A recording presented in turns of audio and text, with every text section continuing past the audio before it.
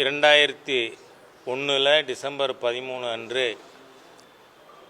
பயங்கரவாதிகளால் பாராளுமன்றம் தாக்கப்பட்டது.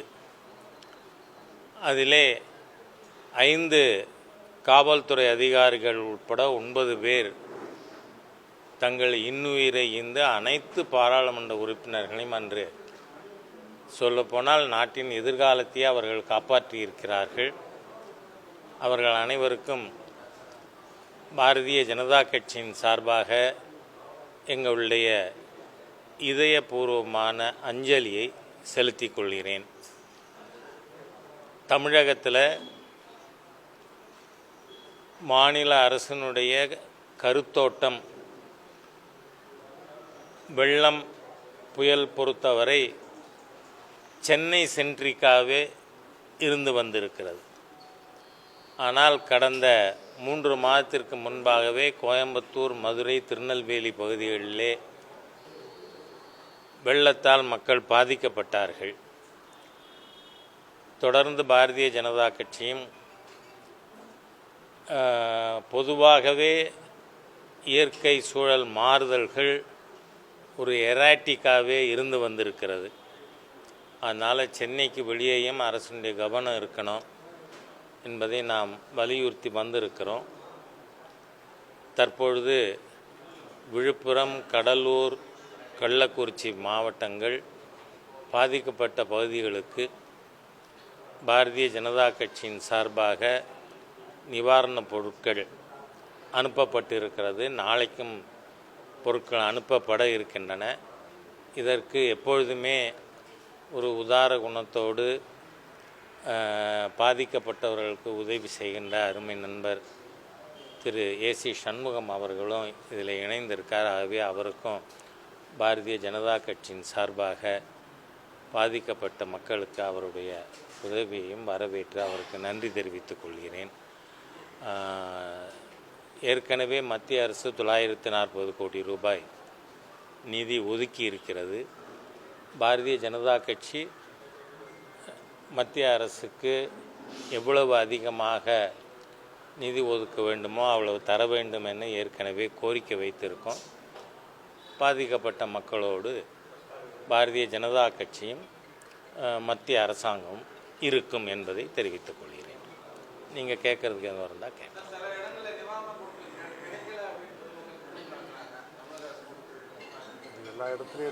ஆமாம், அதாவது பாதிக்கப்பட்டவர்கள் அனைவருக்கும் கொண்டு போய் சேர்க்கக்கூட கொஞ்சம் டைம் ஆகும். அதனால தான் பாரதிய ஜனதா கட்சியும் பாதிக்கப்பட்ட மக்களுக்கு நம்மால் இயன்ற உதவிகளை செய்து கொண்டு இருக்கோம். அவர் தகப்பனாரையே அவர் எதிர்த்திருக்காரோ? ஏனென்றால் இந்த ஒரே நாடு ஒரே தேர்தல் என்பதை முன்னாள் முதலமைச்சர் திரு மு கருணாநிதி அவர்கள் இதை ஆதரித்து ஏற்கனவே பேசியிருக்கிறார். 2வது 1967 வரை தேசிய அளவில் பாராளுமன்ற தேர்தல்களும் எல்லா மாநிலங்களிலேயே சட்டமன்ற தேர்தல்களும் ஒன்றாக தான் நடந்தது. மேலும் 1971 திருமதி இந்திரா காந்தி அவர்கள் பாராளுமன்ற தேர்தலை ஒரு வருஷம் வேகப்படுத்தி முன்னாடியே நடத்தின காரணத்தால் மேலும் மாநில அரசுகளை மானாங்கானியாக காங்கிரஸ் கலைச்ச காரணத்தினாலேயும் சட்டமன்ற பாராளுமன்ற தேர்தல்கள் வெவ்வேறு சமயங்களிலே நடந்து கொண்டு இருக்கிறது. இதில் பாசிட்டிவாக நாம் யோசித்து பார்க்கணும். ஏன்னு சொன்னால் வெவ்வேறு சமயத்தில் தேர்தல்கள் நடத்துறதுனால அதிகமாகின்ற செலவினம் என்பது ஒரு பக்கம் இருக்கிறது. அது மாத்திரம் அல்ல, 5 ஆண்டுக்கு ஒரு முறை இப்போ நீங்கள் பார்த்தீங்கன்னா அமெரிக்காவில் ஜனாதிபதி பொறுப்பு ஏற்க போகிறார் திரு ட்ரம்ப் அவர்கள்.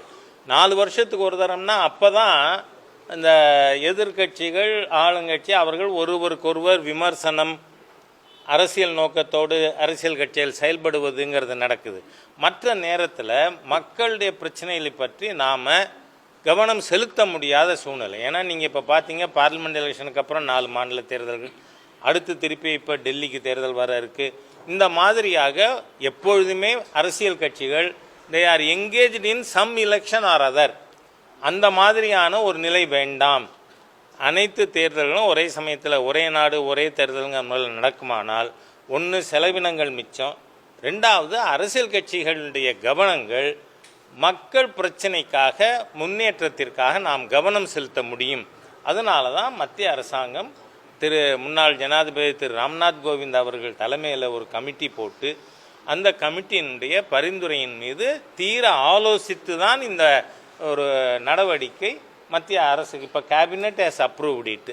அது காரணம் சவுண்டு டெவலப்மெண்ட் பேசிஸ் அதுக்கு இருக்குது.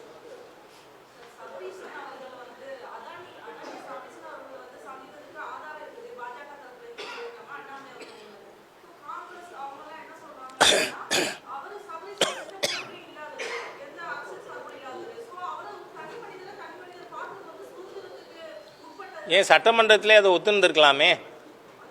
இங்கே பாருங்கள், அதாவது இது இந்த தாட்டி விடுறது தனி மனிதர் கெப்பாசிட்டியில் தான் இருக்காங்களா?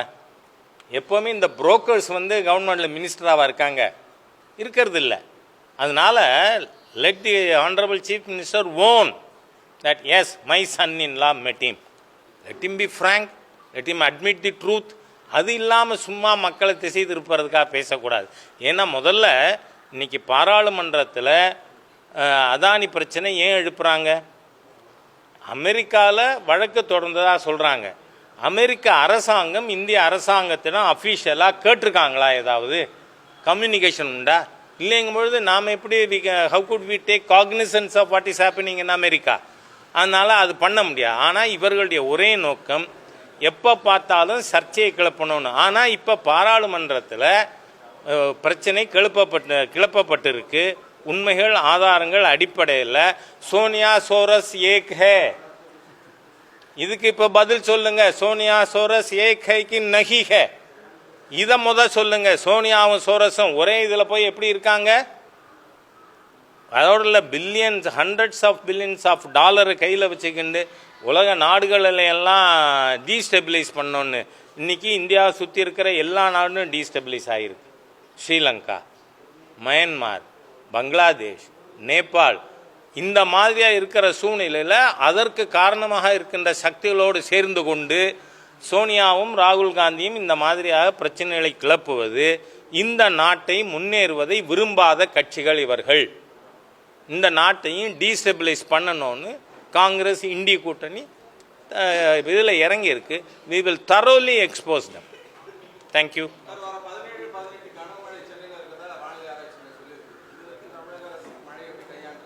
நான் சொல்லிட்டேன் ஏற்கனவே, அவங்க சென்னை சென்ட்ரிக்காகவே செயல்பட்டிருக்காங்க. அதனால தான் இப்போ பல மாவட்டங்கள் நமக்கு கிருஷ்ணகிரி தருமபுரி வர பாதிக்கப்பட்டிருக்கு.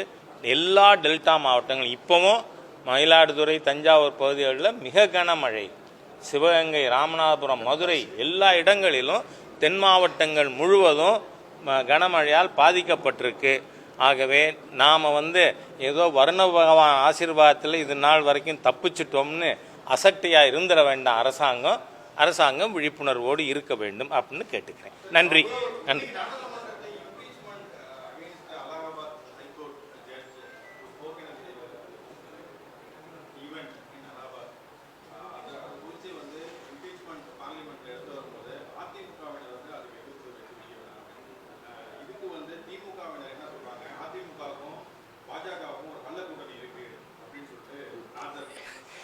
இல்லை, என்றைக்குமே ஒரு விஷயம் சொல்கிறேன்னா, எங்களுக்கு யாரோட உறவு இருந்தாலும் நல்ல உறவு, கள்ள உறவுங்கிறது எங்களுக்கு பழக்கம் இல்லைன்னு. நன்றி.